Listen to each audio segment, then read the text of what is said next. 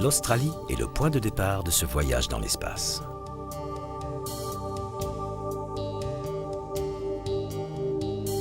Les voyages sont censés élargir les horizons de l'esprit. Celui-ci a pour but de mesurer l'espace et de nous situer dans un contexte aussi large que possible, l'univers. Nous partons de l'Australie car l'endroit est excellent pour observer nos galaxies les plus proches. 2 mini-galaxies que l'on appelle les nuages de Magellan. Le petit nuage se trouve au centre, le grand à droite. En 1987, au sein du grand nuage, une supernova explose.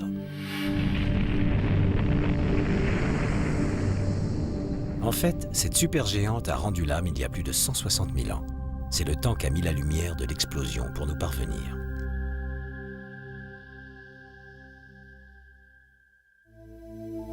Andromède est la plus proche des grandes galaxies, à plus de 2 millions d'années-lumière. À 10 millions d'années-lumière se trouve la galaxie surnommée Pièce d'argent, une galaxie spirale comme celle d'Andromède et comme la nôtre, la Voie lactée. Voilà probablement ce à quoi nous ressemblons.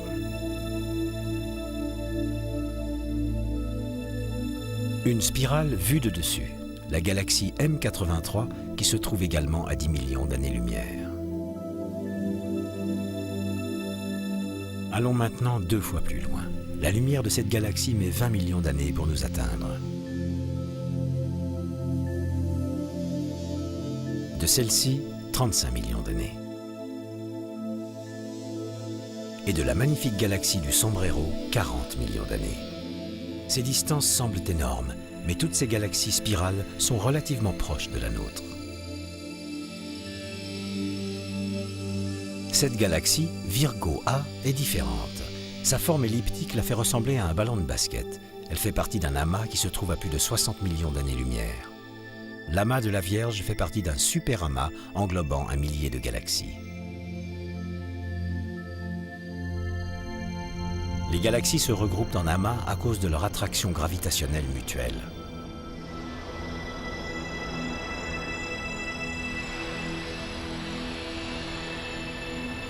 Mais comment savons-nous cela? Comment mesurons-nous le cosmos ou tout simplement la distance qui sépare la Terre de notre centre galactique?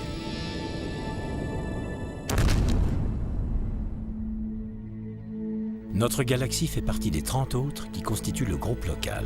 Ce groupe fait partie d'un amas et cet amas fait lui-même partie d'un super amas. Ces super amas forment des filaments à travers l'univers. Pour réaliser ce modèle, les astronomes s'aident d'étoiles qu'ils appellent les bougies standards. Il y en a une dans cette galaxie, une étoile pulsante qui s'allume et s'éteint aussi régulièrement qu'un mouvement d'horloge. On l'appelle une variable céphéide, une étoile dont la luminosité varie en fonction de sa dilatation ou de sa contraction. Celle-ci est grosse et lumineuse, et ses pulsations sont lentes. Cette céphéide est plus petite et moins lumineuse, ses pulsations sont plus rapides. La variabilité des pulsations dépend donc directement de la luminosité intrinsèque de l'étoile. Ainsi, en connaissant la distance et l'éclat de ces céphéides proches, nous pouvons calculer la distance des céphéides lointaines, céphéides à l'éclat plus faible, mais qui battent au même rythme.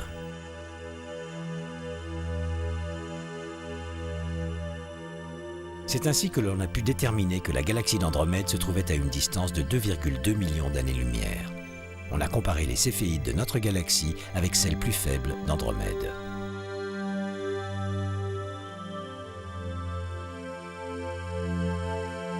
Mais nos télescopes basés au sol ne peuvent détecter que les céphéides se trouvant à environ 15 millions d'années-lumière.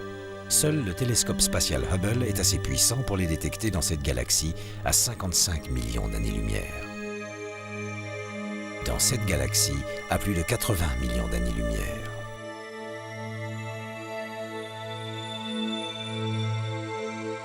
Pour aller plus loin, une autre sorte de bougie standard est nécessaire. Les astronomes l'appellent supernova de type 1. Elle survient au sein d'un système binaire, c'est-à-dire une étoile double. Une naine blanche, étoile arrivant au terme de sa vie, tourne sur elle-même au centre d'un disque d'accrétion. Elle attire la matière gazeuse de sa compagne. Quand cette naine blanche atteint 1,5 fois la masse du Soleil, elle explose. C'est une supernova de type 1.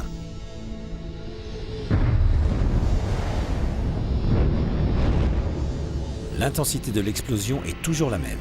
C'est notre nouvelle bougie standard de référence. Grâce aux céphéides, nous connaissons la distance de cette galaxie. Mais parce qu'elle contient aussi une supernova de type 1, on en déduit la distance de notre nouvelle bougie standard. Cette bougie référence, la supernova de type 1, nous permet de sonder les profondeurs de l'espace 100 fois plus loin.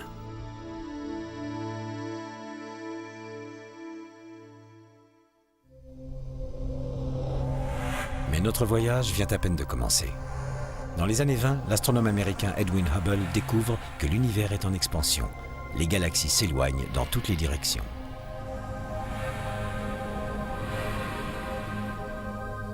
On trouve la preuve de ce phénomène dans leur lumière. Quand une galaxie s'éloigne, les raies de son spectre sont décalées vers le rouge. Plus une galaxie est lointaine, plus elle s'éloigne vite, plus le décalage vers le rouge est grand. La mesure de ce décalage spectral est le meilleur outil pour déterminer la taille et la forme du cosmos. On en déduit que les régions les plus lointaines de l'univers sont distantes de 15 milliards d'années-lumière.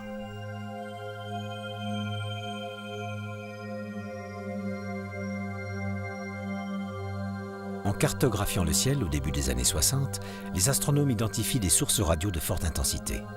À travers les télescopes optiques, ces sources ressemblent à de simples étoiles. Or, leur décalage vers le rouge prouve qu'elles sont situées à des milliards d'années-lumière, contrairement aux étoiles. Ce ne sont pas des radiogalaxies ordinaires comme celle-ci, Centaurus A, qui émettent en radio mais dégagent beaucoup moins d'énergie. Ce ne sont pas non plus les galaxies de Seyfert, des sources radio qui ont un noyau très lumineux. Les Seyfert sont 100 fois moins énergétiques que les radiogalaxies et au moins 10 000 fois moins que ces nouvelles sources. Mais toutes les trois puisent leur énergie dans des trous noirs supermassifs, des puits de gravitation voraces. Dans ces nouvelles sources que les radioastronomes ont baptisées quasars, les trous noirs sont gigantesques, dévorant l'équivalent de 600 masses terrestres à la minute.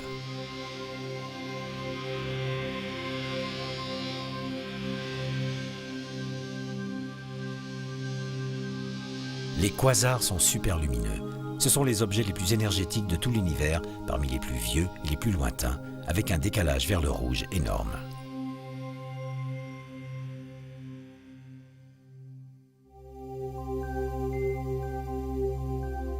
L'exploration des profondeurs du cosmos a permis une autre grande découverte, les galaxies en collision. Voilà le résultat d'une fusion de galaxies nommée les antennes. Simulées sur ordinateur, les deux spirales n'entrent pas vraiment en collision, mais se croisent l'une l'autre comme des pendules cosmiques.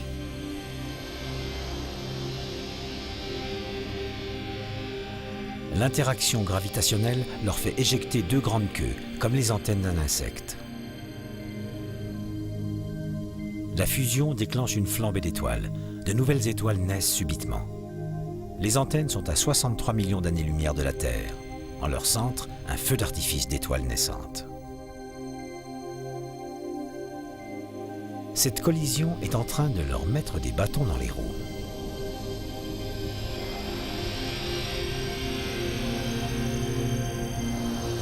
La galaxie intruse vient de passer au travers de l'autre, plus grande, perturbant sa structure interne. Voici une image réelle de ce phénomène. Nous sommes dans la galaxie de la roue du chariot, mise dans cet état lorsqu'une des petites galaxies que l'on voit à droite l'a traversée. Dans ce type de collision, aucune des deux galaxies ne subsiste vraiment. C'est plutôt une super-galaxie qui se forme. C'est peut-être le sort qui attend notre propre galaxie dans 10 milliards d'années, quand nous entrerons en collision avec Andromède.